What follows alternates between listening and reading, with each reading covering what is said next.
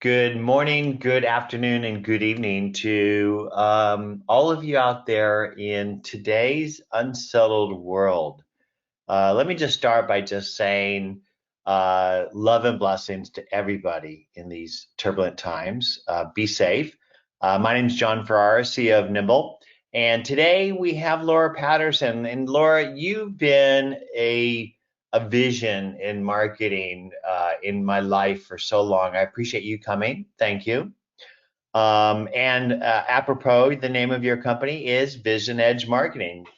And I love that you've been teaching about marketing performance management and enabling companies to apply data insights and customer centricity to their processes to facilitate growth. Really, Laura, you stand out as a marketing person who really understands it in depth.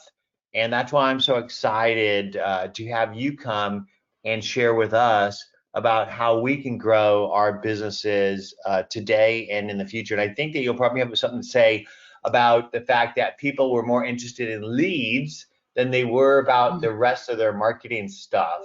I In my do. mind, I think that that might mean that they're shorter term focus as opposed to the longer term focus. What do you think?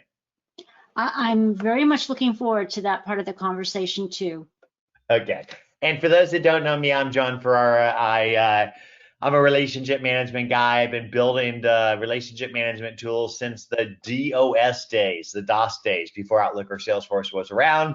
And you know what? I'm still at it and digging it. And so with that, Laura, why don't you inspire and educate us about marketing? And before you do that, please ask questions in the question box. That's how we all learn and grow. We will be compiling your questions in the background and answering them as we go, as well as answering them at the end.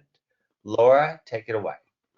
Thank you. I'm really excited to be here, everyone, and I so appreciate having a chance to talk with Jon and Michaela and everyone else in the Nimble community.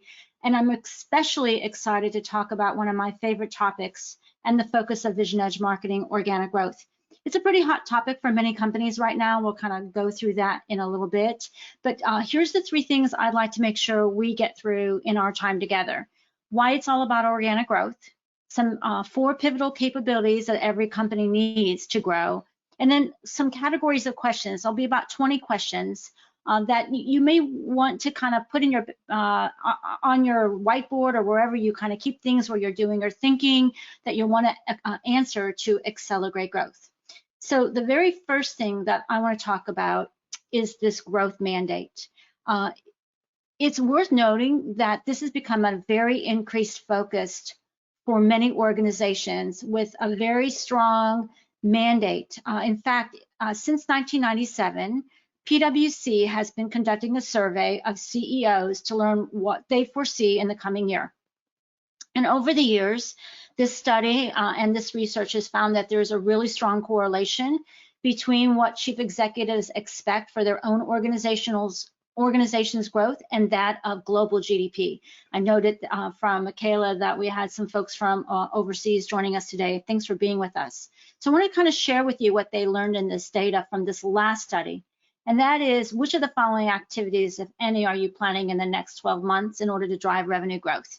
And in order to drive revenue growth, being that organic growth came in number 2 on the list. So while we all talk about revenue, and revenue can come from a variety of ways, 71% of the respondents said that organic growth was at the top of their list.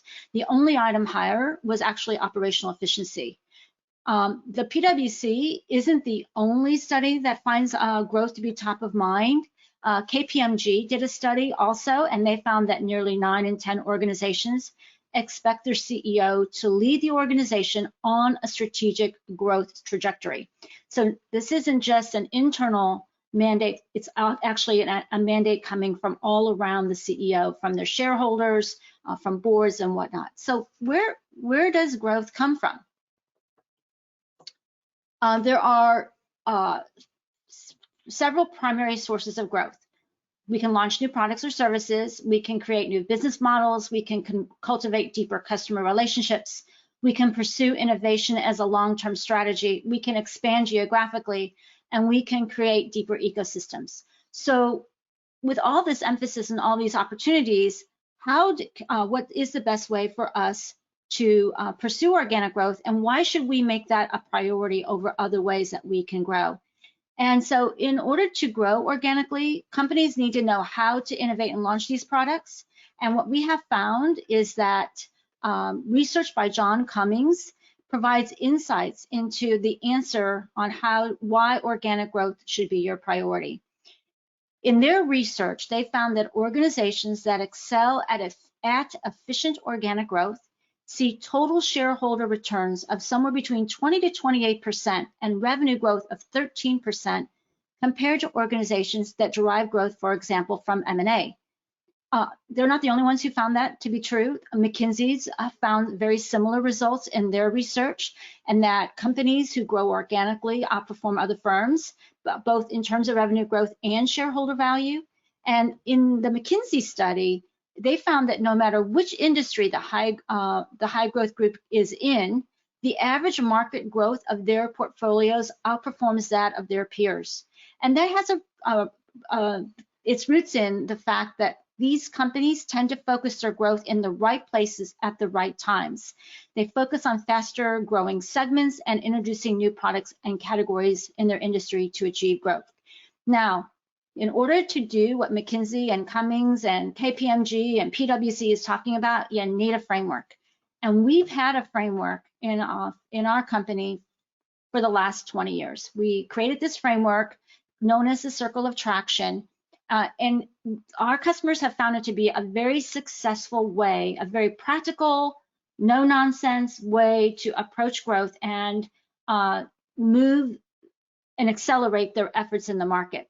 So while the CEO needs to lead this charge, when it comes to the pursuit of organic growth, the number one person in the organization they tap is the CMO as their strategic partner.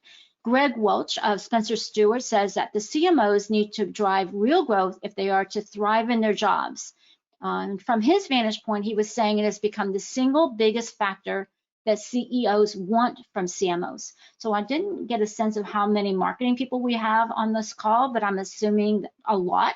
And I'm hoping that many of you are in leadership roles. And so this is a key ask of the CEO of the marketing organization. So even if you're not the marketing leader, it's still the expectation of marketing.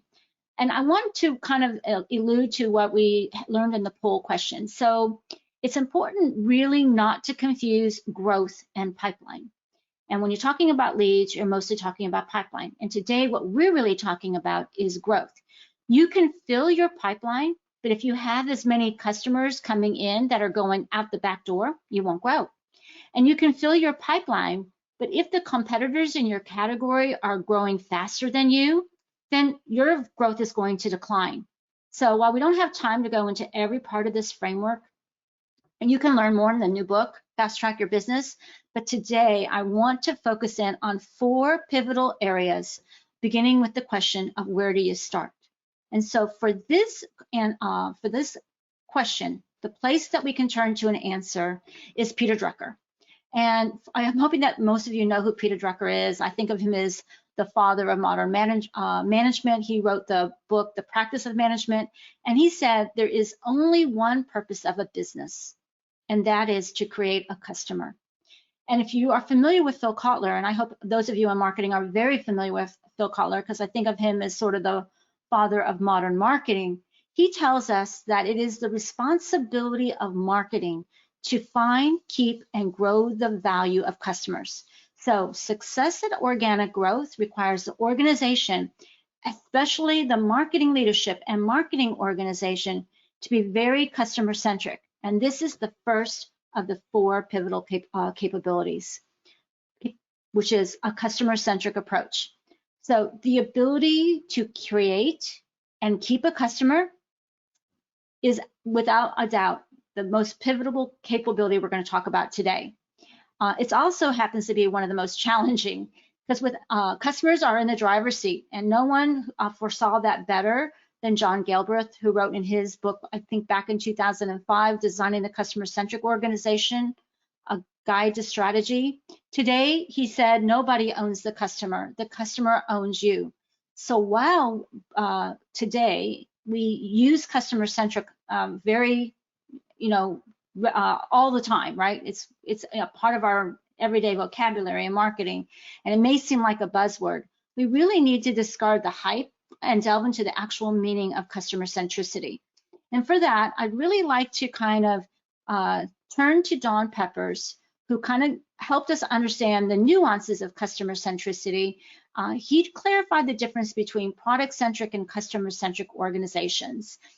So he would say that product-centric organizations start with having a product or a service that responds to a need, and then you go and get as many customers as possible who have those needs.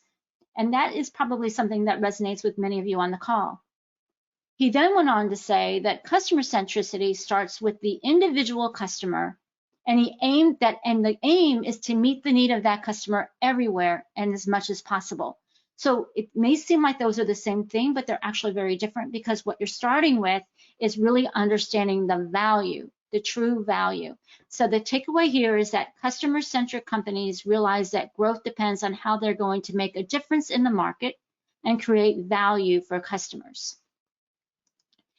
So I would say if you had a moment, it would be an interesting internal conversation to ask yourself, what is of value to our customers, and what is our value to our customers? So two kind of critical questions. And when we're talking about being customer-centric, we're really not just talking about the tools that help us be customer-centric, but the way we think inside the organization.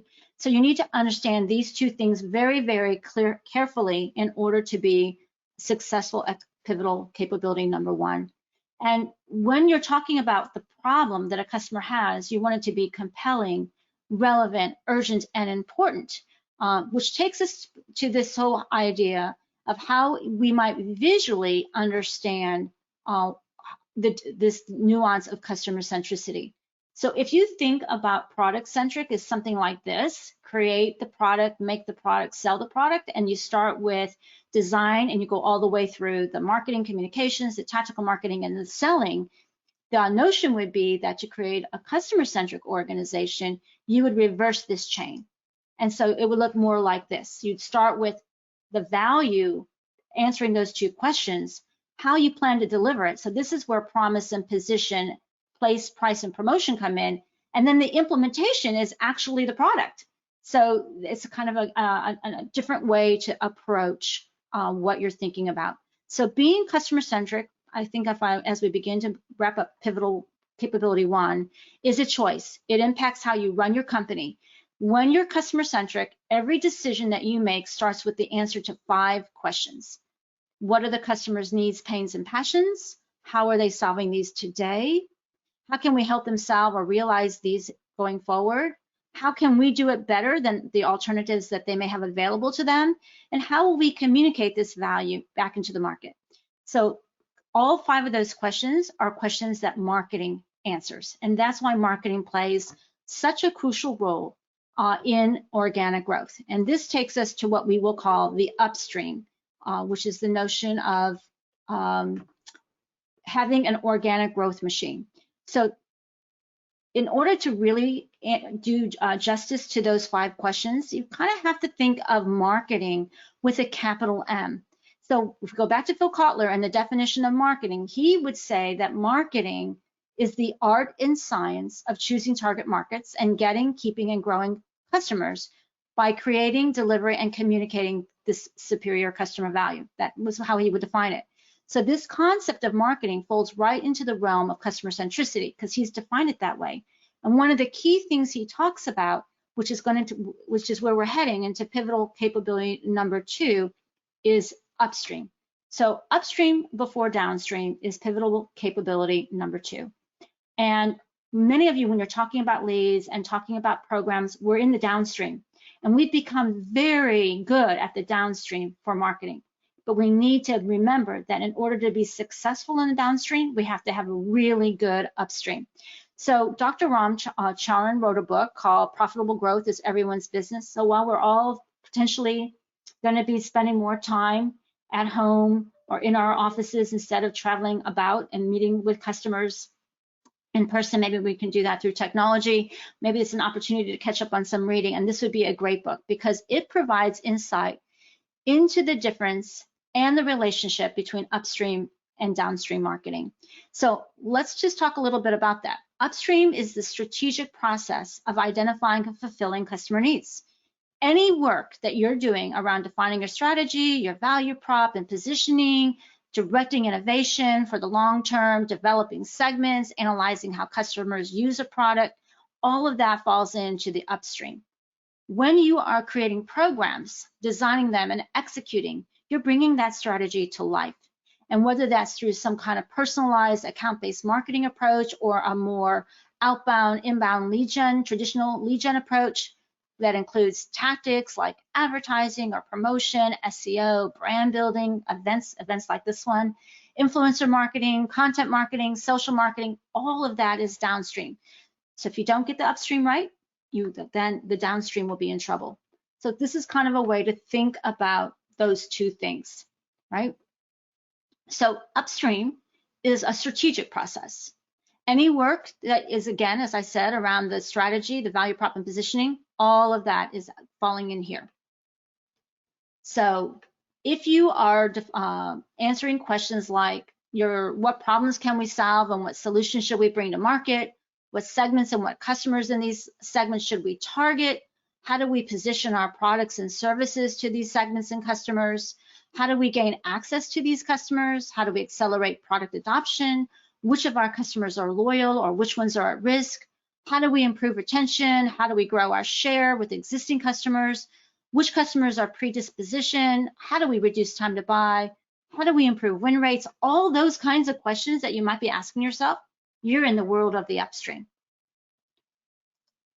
When you start asking questions like, what is the customer's buying process? What will bring customers to us? Where is the best way to connect and engage with our customers? What touch points are most effective? Which personas are the best to pursue? How will we score our opportunities? How will we increase the conversion rate across the stages of the customer buying process? You're in the downstream. Best-in-class marketing organizations, they use both. And I just asked a whole slew of questions. And I didn't really go through any of the answers. And the answers are going to be very different depending on your company and your product. But here's one thing that we all have in common. All of the answers to these questions have huge implications to our content and promotion decisions. So in order to get the answers to the questions, we need to have deep customer insights and really stellar competitive intelligence. We need to have a good grasp on the principles of segmentation, positioning, and differentiation. And we need to be able to take all of what we learn and distill them into a strategy and a plan for growth. And this takes us to pivotal capability number 3, which is turning data into actionable insights. So one of the things that to note about this is this remains a critical challenge for almost everyone in marketing today. It's not the challenge of data, but it's actually how we do things with that data. I was just having a conversation about this yesterday with a longtime colleague, talking about data, and that the critical difference between really good marketers and others is that they don't start with the data, they start with the question. And what's interesting about that is a piece of research that was done by an organization I'm sure all of you are familiar with, Gartner. The most recent study they did for this year on around the CMO spend said, where are the priorities for the CMO? And interestingly enough, the number 1 priority is market research and competitive intelligence, followed by analytics. So this study revealed that that you need to know your customers and your market. And again, this is all about customer centricity. And for organizations, as I said, data is pretty prolific. For most companies, data is pretty prolific. It's stored in lots and lots of different places, and it can be sometimes difficult to get to and sometimes difficult to look at as a single point of truth. But the challenge is not data. In fact, the bigger challenge we're all having right now is there doesn't seem to be any end in sight in the amount of data that's coming our way. So how do we synthesize this data into something meaningful and actionable? And you find this to be true in your organization, by the way. You're not alone in terms of the gap that companies are having, because one of the things that this study found back, if we go to return to the PwC study, is the gap that is beginning to be very difficult to close in terms of the data about customers and clients' preferences and needs. So, in fact, another study that Information Week did not that long ago said that 80% of analytics are never used. Yet we know from the work of Tom Davenport and Gene Harris, who I'm sure all of you are familiar with, competing on analytics, companies who are analytical competitors are more likely to succeed in the market. They use analytics to help or answer all those questions that I asked you earlier. So how can we go about converting analytics into insights? How do we do that in a way that's easier? So I like to start with this question. What is one decision you need to make to grow? Because remember, I alluded to the conversation I just had with a colleague about really good marketers understand what the right questions are before they go delving into the data.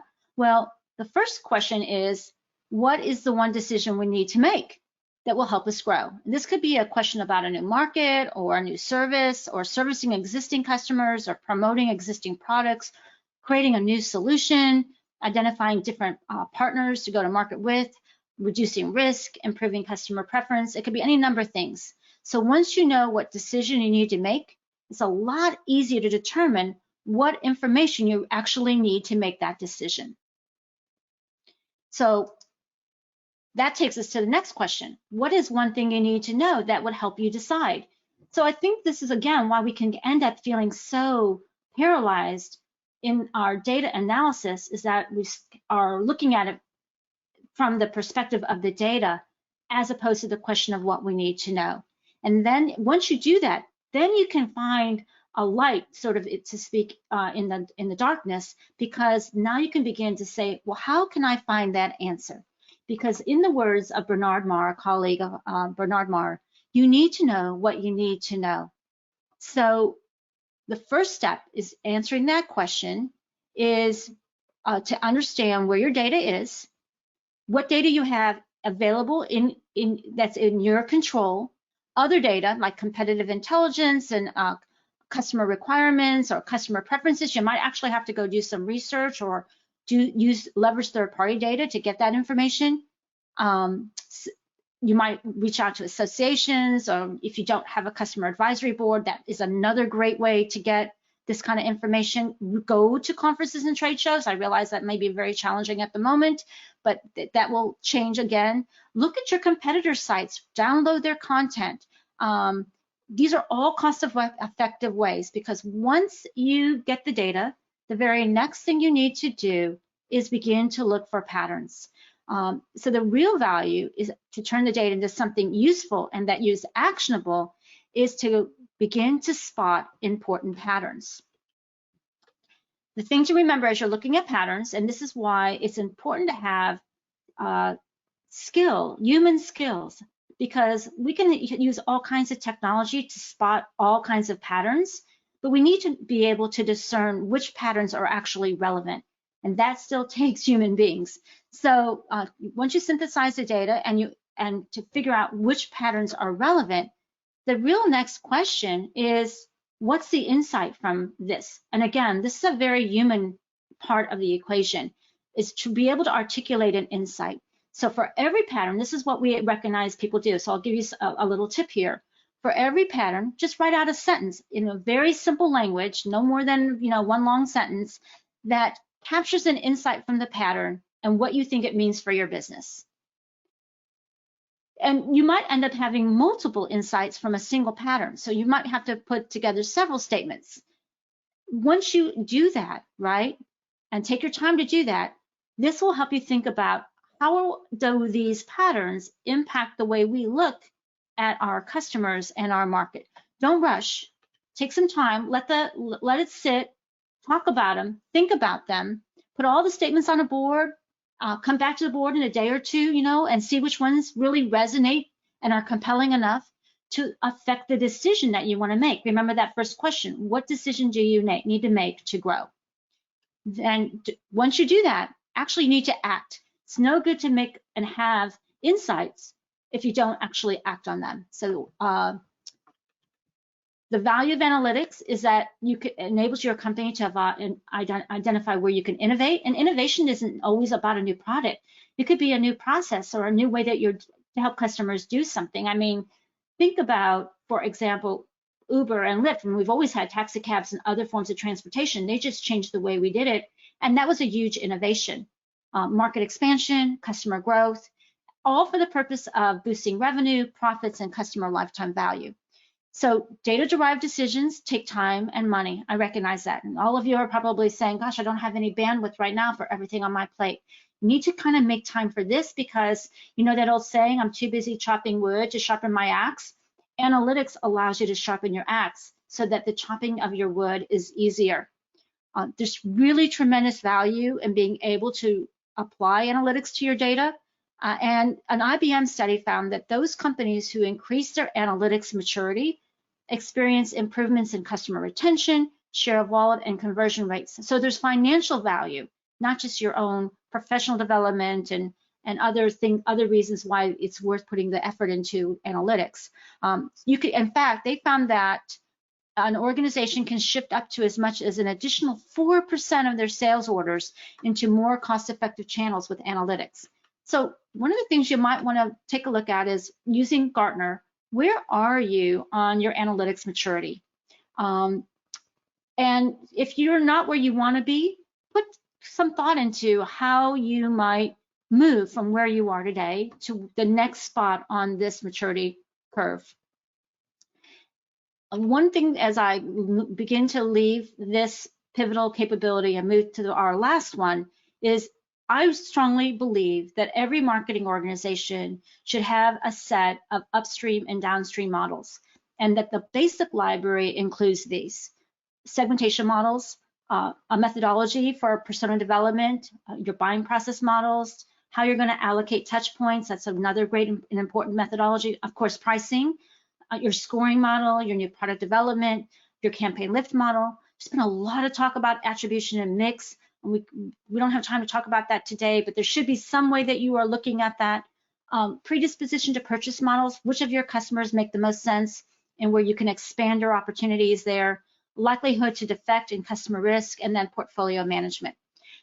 Okay, so you've embraced customer centricity, you've addressed the upstream, you've honed your analytical capabilities. Let's go to the last pivotal capability, which is a data-driven customer-centric strategy.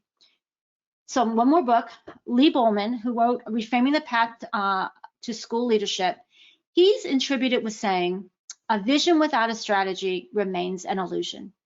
And I love that statement, and I hope that it resonates with you.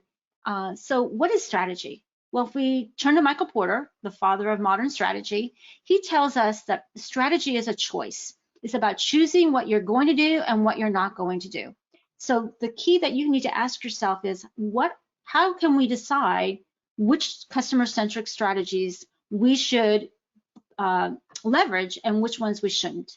And for that, I really like to turn to the Ansov's matrix. Igor Ansov developed this matrix in 1957, and it's timeless. It's a very simple and useful way for all companies of all sizes and all industries to think about customer-centric strategies for growth. Essentially, what this window or matrix says is there's really only 4 ways we can grow, and all of them require marketing. We can serve existing markets and customers with existing products. That's kind of known as market development. We can serve existing markets and customers with new products or solutions. That's product development. We can serve new markets and customers with existing products. That's market development. Market development. The first one was market penetration, my fault. And the last thing we can do is we can serve new markets and customers with new products. which is diversification, and the very hardest and riskiest of all. So as you're thinking about your business, you should say what makes the most sense given where we are in our category today, our market position, the competition, our market share with in the market, all those kinds of questions, with the idea of where can we find, keep, and grow. That's the key thing here. So if you think about those first three capabilities, they're all leading you to this last one. Because if you have those first three capabilities, you can select the most appropriate customer-centric growth strategy and how to achieve it. And there's lots and lots of different strategies out there. So for example, you can invest in the ecosystem to strengthen partnerships that would support market penetration. Or you could look at ways to acquire more customers in your current market. You could think about maybe an adjacent strategy, which might be a really cool way to do market development, because you're in current market now and you want to get into a different or move further into a market that you're not in, but you can't maybe do that right away. So what are the stepping stones for getting there? So all of those are interesting ways, and there's lots and lots of really great strategies out there once you figure out what's the right thing for you. But even when you figure that out, once you still need to understand how you're going to apply that strategy to the way that your customers go through their buying journey. So to plan, you need a customer-centric lens, and that means you need to understand the process your customers go through, from investigating their problem or what they are a need to their decision and ultimate purchase. And if you've done your homework and you've done around the data and the analytics, particularly that we talked about in Pivotal Capability 3, you'll be in a much better position to answer those kinds of questions. You'll be able to recognize the behaviors, and that's one of the things I want to talk about, the behaviors that signal where a customer is in their process and when they are preparing to move from one stage to the next. Now, you're probably thinking, oh, it's different for my company. I'm going to tell you that into having done this for a very, very long time, having worked in the corporate world in a number of different industries, healthcare, financial services, technology, both software and hardware, and 20 years inside VisionEdge Marketing, I'm going to tell you that most customers go through this very same process. Even buying chocolate, it's just that it happens much more quickly. So when a customer is going on the hunt and they're scouring websites and downloading content like white papers with a focus on trying to determine the right solution, they are probably in the earlier stages of their journey. And as they narrow in on an approach that they think is going to work for them, and they explore and engage with potential providers, and they connect with influencers and members in the network, they start sampling and they start engaging in what might be known as exploratory conversations. As they move into the selection phase, right? So we've just, that's where things like webinars and demos and customer testimonials come into serious play, because that helps them get to the short list of options. Eventually, they're going to have behaviors such as requests for proposals and quotes, trials, proof of concept, checking references, and other things that indicate they're going through the due diligence on their way to making a decision.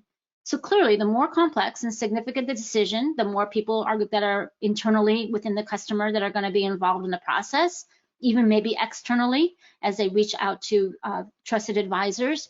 And so you want to, and it will also extend the length of time, but it's the same process. So if you understand that buyers, that no matter what they purchase, are going through this process, the better you can be prepared at each stage.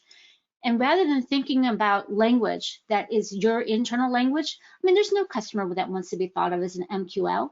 There's no customer that wants to be thought of as an SAO, but customers want to be thought of as where they are behaviorally in the relationship with you.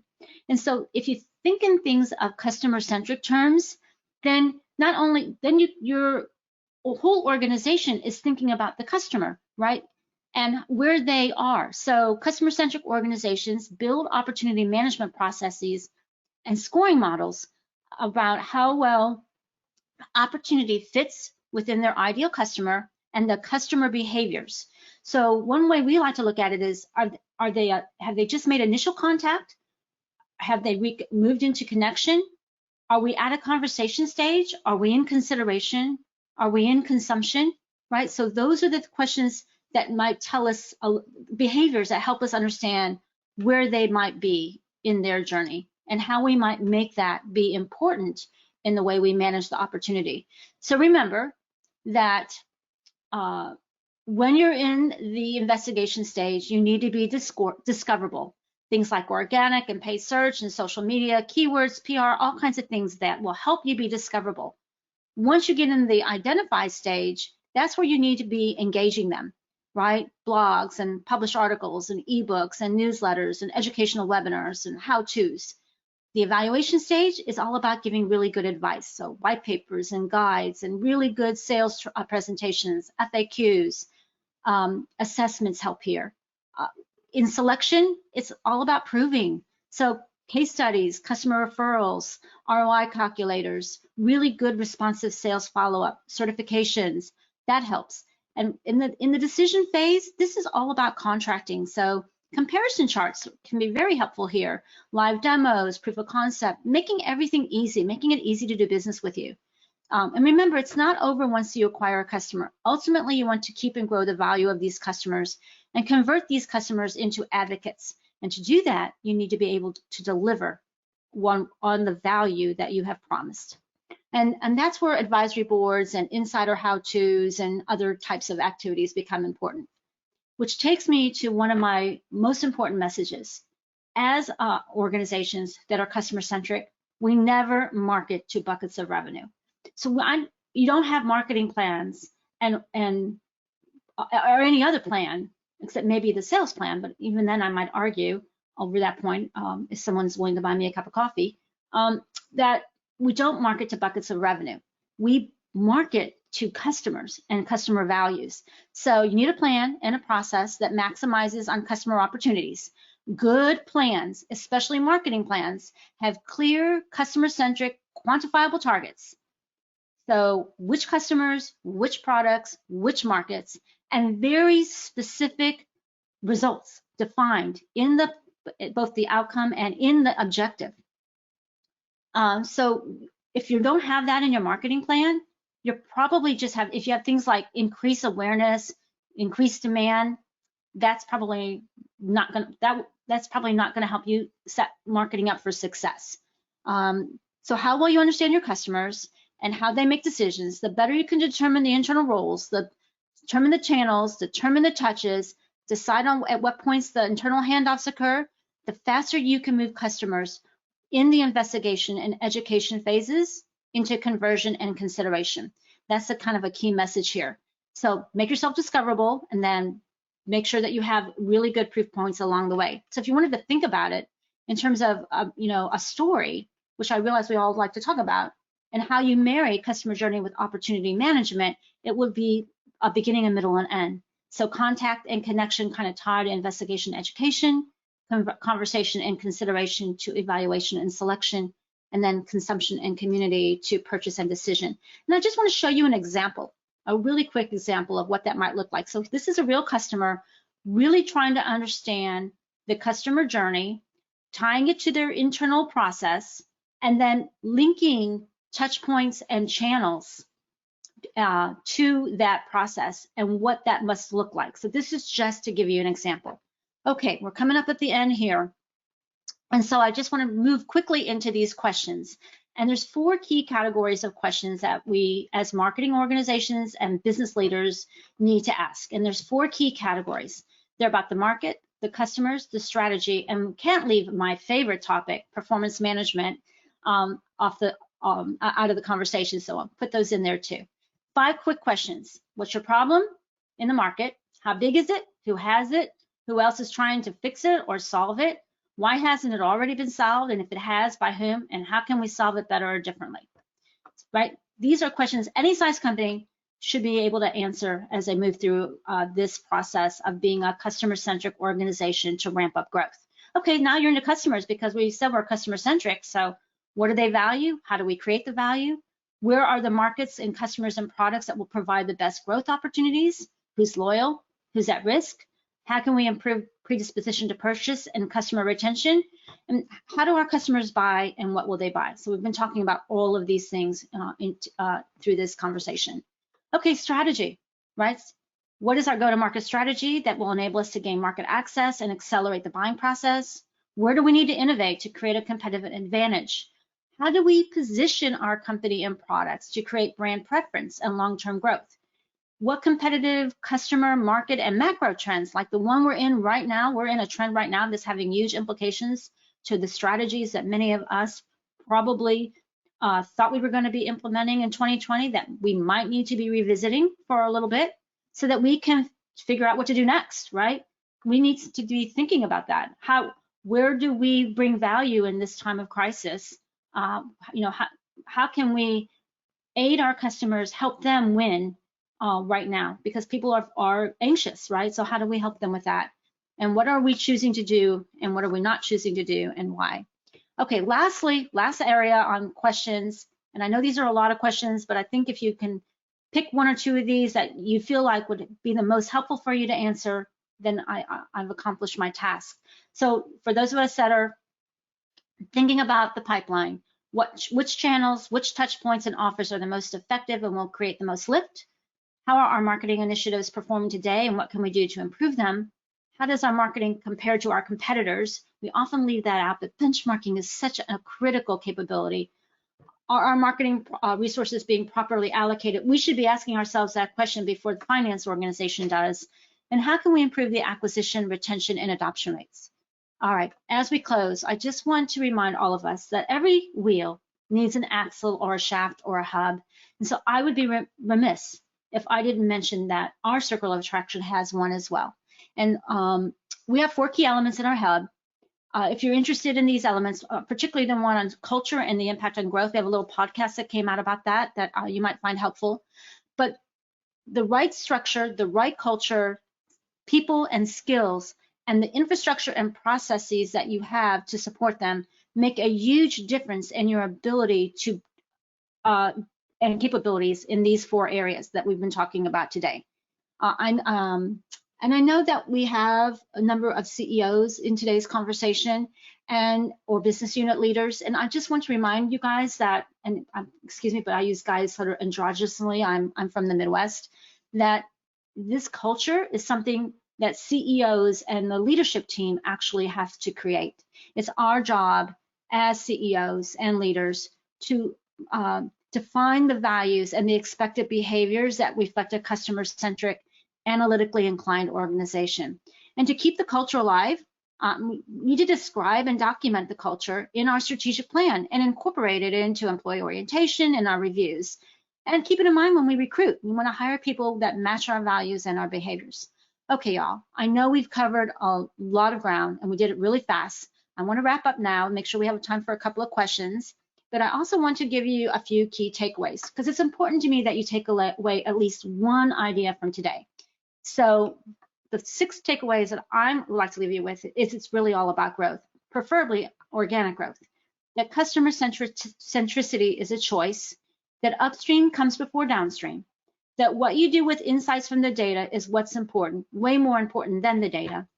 Take a data-driven customer-centric strategy and figure out what it needs to be and implement it, and ask and answer really good questions. If you're curious, want to know more about the Circle of Attraction, I hope you'll check out our new book, Fast Track Your Business. And with that, I'd like to close and remind folks that you're welcome to reach out to me. I'm happy to have a quick, free 20-minute conversation or Zoom and turn it back over to Jon and Michaela. Laura, thank you so much for that quick deep dive into really how to rethink your marketing strategy. There's so many things that made me stop and think in there. I really loved it. Let's look at some of the questions that we got from the audience. One of the first questions we got was M&A. Is that marketing and advertising or mergers and acquisition? It's mergers and acquisitions. Thank you for checking me on my acronyms. Yes, mergers and acquisitions. Okay. That's what I answered because I assumed that was the case because it was a growth thing. The Then another question from Jim Duffy, is it really about getting to a segment of one to drive customer intimacy? Hello, Jim Duffy. I wouldn't say a segment of one to drive customer intimacy. I don't think you have to get all the way down to that, because I think for most organizations that would be very, very challenging. But I do think that it is important to do good segmentation, and there are lots of ways to do segmentation that will get you closer to thinking about customer needs as opposed to thinking about demographics, right? Which may not allow you to understand that even inside segments there are nuances. And by the way, do you know Jim Duffy, I do. Laura? I do Yeah. know Jim. Or I know a Jim Duffy. Yeah, it's that Jim Duffy, I think. Did you know that Duffy is an Irish name from north of Galway, and that there's Duffys in my tree? No, I did not know that. That is good to know. Is Jim Duffy the person joining us from Northern Ireland? Nah, Jim Duffy's actually from America. Um, his other question was, is it similar to understanding the customer DNA? Oh, I think wow. it's related to the first question. Yes, it is related to the first question. Um, so, we use a lot of terms in marketing. I think that most organizations are struggling enough right now just to understand personas and the difference between personas, roles, and profiles, that to start getting into DNA might be one step too far. So my recommendation is let's try to do the basics really, really well. And before we go chasing new ideas and new concepts, that's one of the things that I really struggle with today, is how rapidly we latch on and chase shiny toys in marketing. And so I would really like to encourage that we do some things really, really well. And so if we could get much better at personas than we are today, I think that would be a great step for most marketing organizations. And Laura, I think that you're 1,000% there. In fact, I think that the data that you need is already in your business, right? If you go and Yes. analyze the people you've sold to who stayed the longest and bought the most, and then figure out what role, use case, and benefit they derive and what their companies look like, both in industry and size, then you can go and try to find more people like that by targeting your messaging and marketing towards those people, but also just go look in your lead stack and find people that look like them and focus on them. Are all really great ways that we try to do it here at Nimble. And you're exactly right, John. And there's a name for what you're doing, and that's called creating a mirroring model. Interesting. I Yes. learn something every day. Me Another too. Jim Duffy question. Once understanding the DNA, is going as deeply as possible to align the service with the client? I think I got that question a little messed up, but I think you get the idea. Actually, say that one more time. I'm sorry, John. Sure. Once understanding the DNA, is it going as deeply as possible to align the service with the client? So I guess is figuring out the DNA and then going deep to align the service with the client. So the question that I would say is understanding the value. What in those first two questions that I kind of asked is, what Yeah. is of value and what is your value, right? If Yeah. you That's starting with the value. Yeah. That's really and I find that a lot of companies cannot answer those two questions. Yeah. Yeah. I really think that if you can align the promises that you make to the experience that you deliver, and that experience that you deliver is a repeatable value that helps the customer grow, that they want to use on a daily basis, that's how you build a gold mine. Yes. Um, Buzz asked, will you share the deck? And I'll just answer that yes, and the recording as well. Chuck Royer asked, this webinar has solidified a lot of what I found during the last few months of talking with business leaders regarding my new company business model is going in the right direction. One of the weakest areas of my many companies I've approached is the retention of and recognition given to the existing customer base. Amen. I feel that was me adding to that. I feel this webinar provides a great conduit for better focus of this area. Would that be a correct observation, Laura? Absolutely. Find, keep, and grow. So So many marketing organizations have gotten pushed into the find, right? Just the find, but marketing is keep and grow as well Yeah. as find. Well, I think that a lot of people want to go find new customers when if they just went back to the existing customers and asked for more business and from them as well as referrals, they get a lot of benefit from that. Chuck adds, thank you, Laura, for your insights and knowledge. Appreciate the time you spent today. Kelly Korn asked, we're a new company in the new business, cannabis. Go, Kelly. What do you recommend to find customers in a market that's so fractured? Go ahead, Laura. Yes, it is not only fractured, right? There are a lot of players, so there's a lot of noise. So when you're in new markets, remember that buying process is what is the problem people are trying to solve. So if you can get a handle on the specific problem that you're solving, right? So let's just think about this. I'll use pain as an example because of the product that we're talking about. So if someone has some kind of chronic pain and they're given a diagnosis, they're going to begin to look and investigate what their options are to get relief, correct? That would be a normal thing. And so they'll go into investigative mode. And one of those options is potentially cannabis, right? Or CBD or some other thing that's related to this product and its pain relief attributes or characteristics. So it's not the only thing, right? It's going to also be potentially surgery or maybe physical therapy or who knows what other things that might affect the pain. They're going to be looking at all those options. So you have to be clear in your mind. How do you sit into the options? How do you get discovered for that particular problem, whatever that problem is? And then how do you move and understand what they're going to do next? So they're going to investigate next, right? They've identified, now they're going to investigate how do you make sure that you're going to be where they're going to be investigating? So I'm changing an example. Let's say you're in an industry like technology, like Jon's company or other companies in technology. Then where do we go when we're looking for technology? Well, we go to our communities. We go to third-party sites. We look at influencer sites. We ask friends, right? So the same happens in the cannabis industry. It's no different.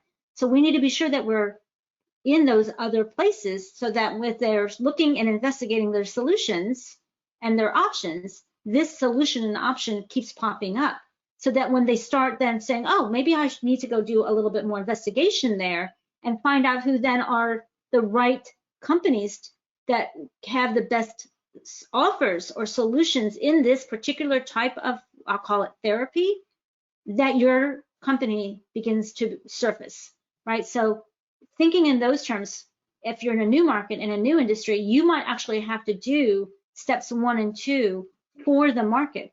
Whereas when we're in established markets and established industries like Jon's company is, we're not really having to create and do those stuff at the front end because that way has already been paved. So I think that's one of the challenges new markets always have is those first 2 ends. The new players actually have to create the first 2 steps. Well, I think you're absolutely right, Laura. But, it's interesting is that when we created Goldmine, people didn't know they needed network business applications, let alone a contact manager for the team or even a CRM or sales and market automation tools. And so we had to go create that whole market. And so the way that we did that is we identified the influencer of our prospect. That person had a relationship with our SMB prospects, and that was the person that sold on the network because there was a relation to selling a network business application and to having already sold the network. So the network reseller sold the highway, and we had a car to drive on it. And the way that we got in the door was we got them to use it because the network resellers needed a relationship manager and a CRM. And once they started to use it, they started recommending and reselling it. So I think there might be some parallels to the cannabis business and the trusted advisor of the prospect. So maybe it's like pharmacies, holistic MDs and pharmacists, and go after the alternative pharmacists, the compounding people, et cetera. And so anyways, I those are agree. some I ideas. agree. And there's again back to there is a name for that strategy, and you used it well with Goldmine, and I remember that. And we were a Goldmine user, a customer, and it's called ecosystem. You Yeah, leverage the ecosystem, and that's what you're suggesting here. And yeah. that's why I was saying the community, the influencers, same idea.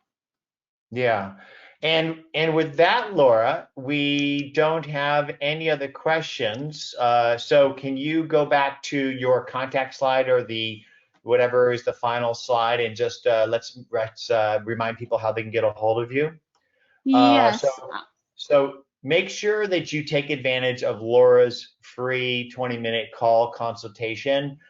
She really stands out in the world of marketing. You saw that today in the webinar. I know it was like drinking from a fire hose because she's so brilliant, but she just gave you in a short period of time the essence of her book, but she's willing to listen to your issues and have a conversation with you. So jump on that. And for those that don't already have Nimble, please sign up with this link here. You'll get a 30-day trial. Those that want to sign up for a paid, there's 40% off with the code Jon40. And let's go to the contact info slide. I don't have any more Next, slides that's except it right this there. one. So if you want to get a hold of Laura, there's her contact info. If you want to get a hold of me, there's my contact info. My email is jon@nimble.com. Please let us know how we can help you grow. That's why we do what we do. I don't think that Laura does it for the money. She does it for the moments, the memories, and the ability to help other people grow. Because Laura, I think you share my philosophy in life is that we're here on this planet to grow, and we do that best by helping other people grow. And with that, why don't you share a few words and take us away? Well, I just want to thank you, Jon, and the Nimble team for always letting me have an opportunity to be a part of the community. Thank you very much. And thank you to everyone who came and listened. We did cover a lot of ground, and I do hope that everyone took away at least one good idea. And I welcome hearing from all of you. Okay, thank you so much. And just as a reminder, we will send a copy of the recording to all attendees. And with that, have an amazing Thursday. Be safe, be well. Bye-bye. Bye-bye.